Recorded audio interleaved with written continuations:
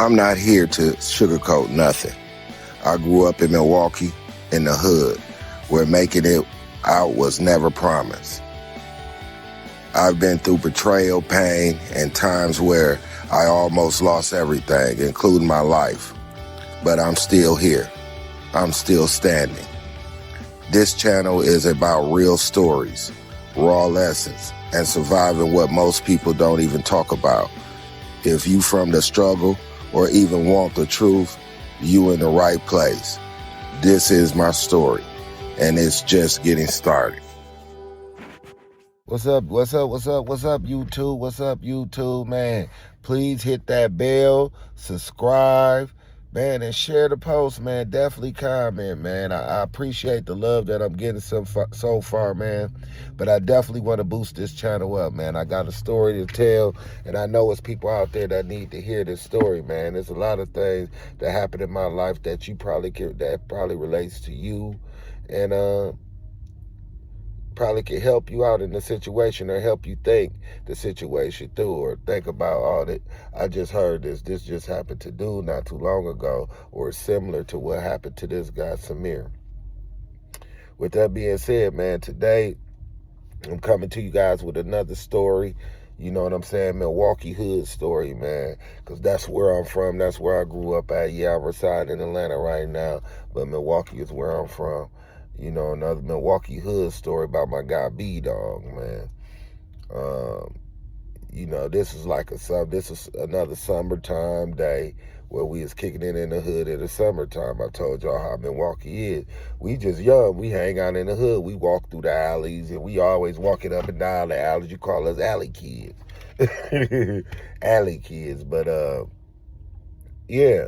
So, B-Dog, this is my little homie, man. B-Dog, he was a cool little guy, man. Dark-skinned guy, skinny as heck, man. Young dude, man. If I was, you know, I think I had to be, at this time, I had to be like 16. I think B-Dog was like 13. But he was a young, wild little boy, you know what I'm saying? I don't know, you know, I don't know if he had nobody really taking care of him, like his mom, nobody like that. Like, he always kicked it around the homies, you know what I'm saying? And one of the big homies that he used to work for, you know what I'm saying? So he used to work for him as far as on the illegal side. And so he always at this time, we kicked it. So we never really get to kicking it with him because he always working for big homie in this spot, he in another spot, he in another spot. You know what I'm saying? But when he get time to kick it, we all walk and talk, you know what I'm saying, and be kicking it. So y'all already know Nemo. And then it was my guy T. And I forget how we met up that day. I forget, I think we were just all on the block, and so happened we bumped into each other. You know, we all just, I think we rolled down to the gas station, walked down to the gas station, and then got to walking back, you know what I'm saying? And I think we finna go to my guy Nemo house, where I told you, the party house, right there on Lisbon, you know what I'm saying? So we going all the way down to Lisbon, but right now we're on 38th and like Garfield. So, because we coming from the gas station. So as we coming from the gas station and we begin to turn down the alley now, Boo got a thing on him. And if y'all don't want to know what a thing is I'm talking about that itchy. So he got a thing on him. And I think I had a thing on me at that time, and nobody else had one, but we all walking down the alley and we all talking. So as we talking, you know, we talking about all the stuff that we did, you know, all the stuff that's going on in the hood. Like, I think a couple of people got unalive in the hood. A couple of our homies just got popped off for it being involved in unaliving of a couple of other individuals, and we just talking about the politics of the hood. You know what I'm saying? And I think this early morning it couldn't be no more than probably like 10 o'clock in the morning, man. When we came back from the gas station and we walk in, and I think we finna go to the apartment building, like I said. But as we go into the apartment building, BJ, the spot where he be working, is like on the corner. We own an apartment on a busy street. His is on the corner right before you get to the apartment. So he walking with us. He like, yeah, man, I ain't doing nothing. I'm gonna go on and catch me a body, man. I'm like, what do you mean you gonna catch you a body? Say, yeah, I'm finna go on I'm finna go on and unalive me somebody today. What? Like, what? What? You finna unalive you somebody? Fam, stop playing with your little young butt, man. Your little young ass, man. Get your little young ass out of here. No, man. For real, I'm finna unalive me somebody today. That's what I feel like. I feel like unaliving somebody. So, me, Nemo, T, all of us laughing, TJ. We laughing like a mug, man. We like, man, get on out of here. Now, if you look at him, man, little skinny dude, yeah, he got a little gun bigger than him, man. You know what I'm saying? Big head dude, you know what I'm saying?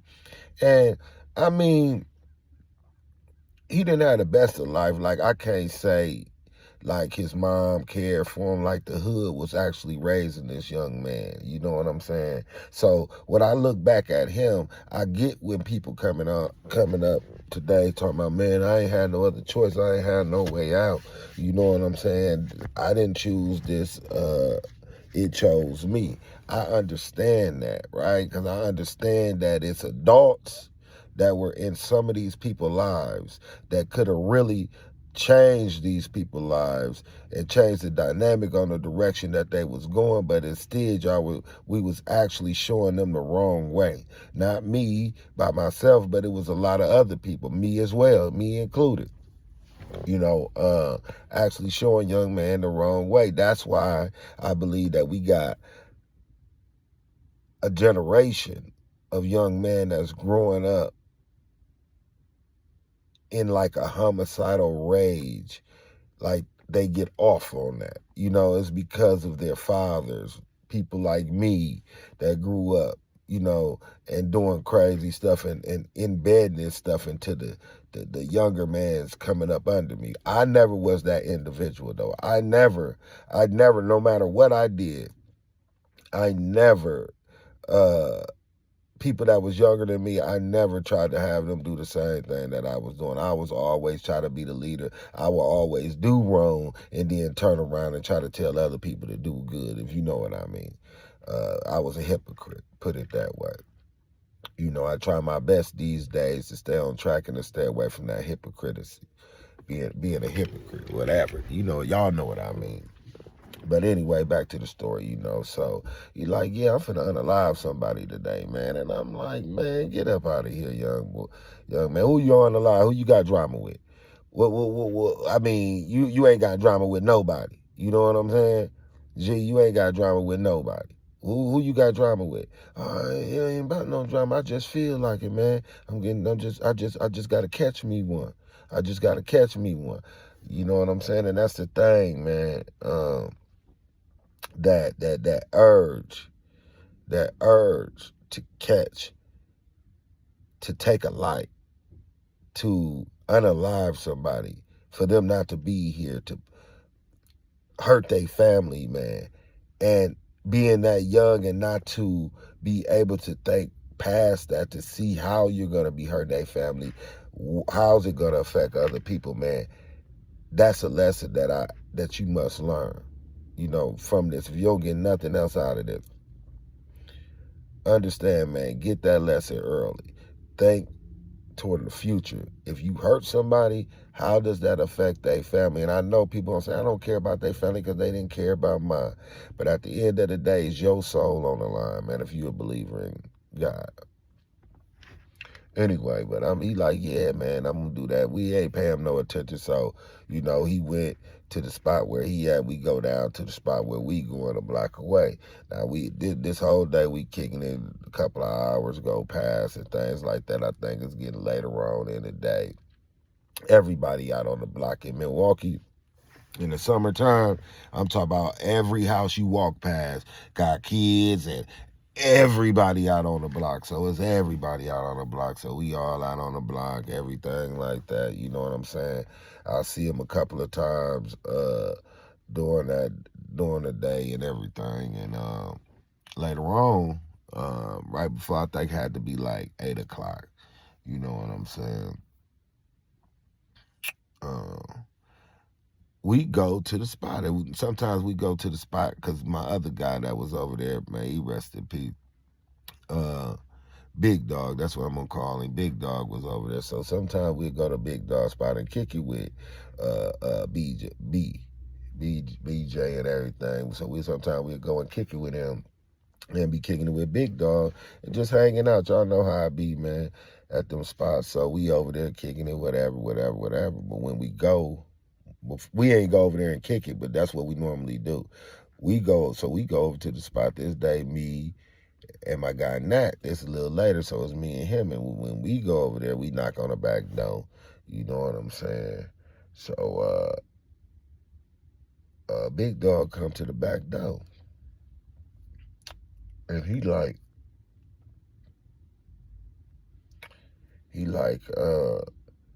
it's Big Dog and it's my other guy. I don't want to say his name, but they all, everything is everything, but I don't want to say his name neither. We gonna call him Fat, right? So it's my other guy, Fat, that's there. So you got BJ, Fat, and Big Dog. So when we go there, knock on the door, Big Dog answer the door like, "What's up, man?" I'm like, "What's happening?" Like, "Man, they kind of busy, man. We kind of busy, man. You gotta come back." And normally I'm like, "What you mean they kind of busy? What's going on, man?" They looking all, and as you looking at them, they looking all funny, man. Everybody looking funny. I'm like, "Man, what you talking about busy, man?" "Man, just come back. Let's come back, little dog.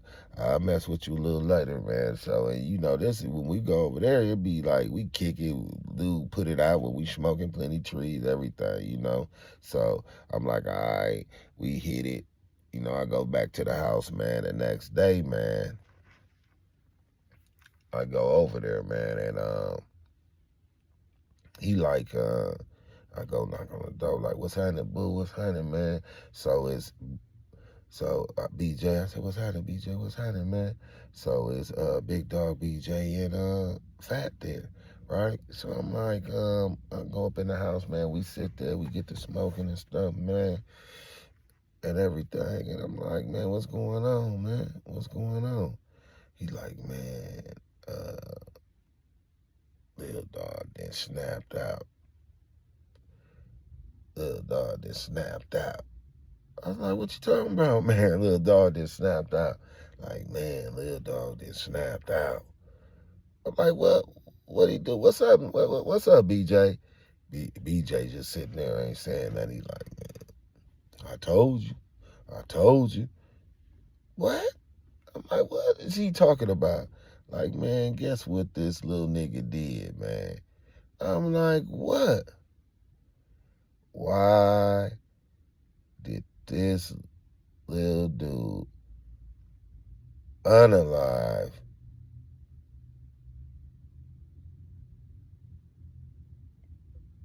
the dolphin?" He did what? What the fuck? I said, "What is you talking about, man?" He did what? Why did this young dude unalive the dolphin lady? What are you? When? When did this happen? I'm asking Big Dog and Fat, when did this happen? He like, "Man, happened yesterday when you came over, man, when you and that came over, man, and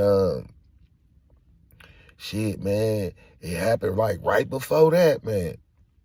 when we was in the basement, you know what I'm saying? And she was doing her thing, and, you know, out of nowhere, little dog just walked over there, man, and put the thing to her head, man, and boom! Like, what? So I said, so what happened? She down there still? What? No, man. No, she ain't down there. What y'all do, man? Where is she? All right, y'all gonna have to check back for part 2, man. You know what I'm saying? To figure out what happened and everything, man. But the craziest part, that little dog said he was gonna do that, man. The lesson to learn, like I say, the lesson to learn off of this, man, right here, man, is that, you know, sometimes when people be calling out for help when they're talking to you. You know, I think about it right now, and I was actually playing with him, not really taking him serious, didn't think that, you know, he was going to do some crazy stuff like that, because it really wasn't, he wasn't in drama, didn't nobody really look at him like that. But this young guy was actually calling out for help. If y'all have friends that's around y'all, man, that get to talking crazy, that get to talking off the wall, that doesn't make sense to y'all, or y'all walking around somebody that doesn't make comedy sense, do not take it for a joke. You know, sit down and talk to that person, see what's going on with him. Maybe you can help him before some stuff like that happens, man. All right, y'all check back and subscribe, man. Check back for part 2, man, of this, man. And, man, I appreciate y'all, man. Definitely subscribe, share, comment, man. And, man, let's get these subs up, man. Let's subscribe, man. Come on, let's go.